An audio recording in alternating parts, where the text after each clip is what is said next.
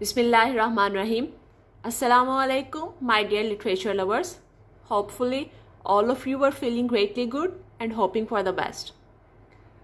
Welcome to English Academy, UGP. My today's lecture will have the part 3 of the Victorian Age. The link of the part 1 and the part 2 of the Victorian Age has been given at the up right side of that video. So let's proceed that lecture. First of all, in part 3, we will discuss PreRaphaelites or the PreRaphaelite Brotherhood movement and aesthetic movement.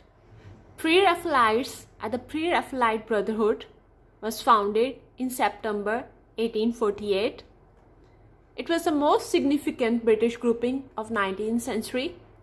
Its fundamental mission was to purify the art of its time by returning to the example of medieval and early Renaissance painting.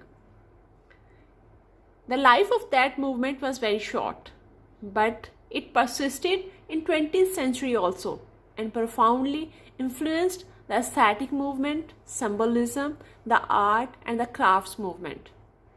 The PreRaphaelite Brotherhood believed that the classical poses and elegant compositions of Raphael in particular had been a corrupting influence on the academic teaching of art. Hence, it was named as PreRaphaelites. They believed art should be as similar to the real world as possible. Rossetti, Swinburne, and Morris were the protagonists of that movement, named PreRaphaelite movement. Now, have a light over aesthetic movement. Aesthetic movement was an intellectual and art movement sporting the emphasis of aesthetic values more than social, political themes for literature, fine art, music, and other arts. Art from this particular movement focused more on being beautiful rather than having a deeper meaning. The belief of that movement was art for art's sake. That movement began in 1868. It was particularly prominent in England during the late 19th century, supported by notable figures such as Walter Pater and Oscar Wilde. In small way, this movement started in 1860 in the studios and houses of a radical group of artists including William Morris and Dante Gabriel Rossetti. After the early Victorian period, we will have a glance over the later Victorian age. First of all, we will discuss the status of novel in later Victorian age. The major novelists of that age were George Eliot, George Meredith, and Thomas Hardy. George Eliot's life tenure started from 1819 and ended at 1880. This was her pen name, while her real name was Mary Ann Evans. She was a leading writer of Victorian age. Her novels have unity of plot, humor, pathos, and psychological realism. She was an English novelist, poet, journalist, and translator. Her notable novels were The Mill on the Floss, that was written in 1860, Adam Bede, that was written in 1859, Silas Marner, Romola, Middlemarch, and Daniel Deronda. After George Eliot, we will talk about George Meredith, whose life started from 1828 and ended at 1909. He was more a poet and philosopher than a novelist. He was nominated for a Nobel Prize in Literature 7 times. His notable work was Modern Love, that was a great and major work in poetry. His notable novels were The House on the Beach, The Egoist, The Adventures of Harry Richmond, Diana of the Crossways. In his writings, he confined himself to upper class. He was not conscious about plot, but about comic spirit having intellectual smile. He believes in man's evolution to perfection. His narrative style was highly metaphorical, allusive, and aphoristic. with refreshing philosophy and optimism. Aphorism means a statement of truth or opinion expressed in concise and witty manner. Then there comes Thomas Hardy, who also belongs to the later Victorian age. His life tenure started from 1840 and ended at 1928.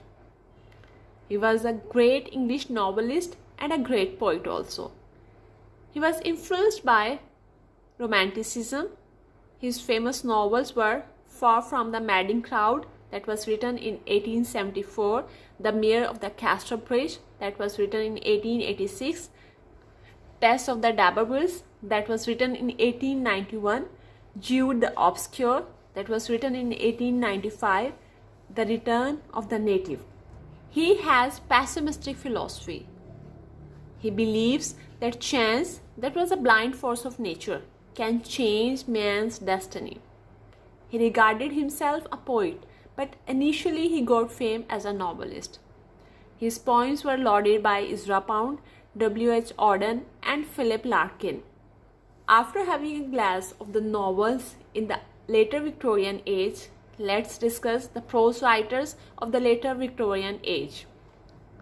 John Henry Newman was one of the prose writers of the later Victorian age, whose life tenure started from 1801 and ended at 1890. He was a moving force in the Oxford movement. Now the question arises that what is the philosophy of the Oxford movement? This movement is an attempt to restore the virtues of Middle Ages and to recover the rituals and art of the medieval church. John Henry Newman was a great writer of prose. His notable work was Apologia pro vita sua. His refined style has wide range with biting irony.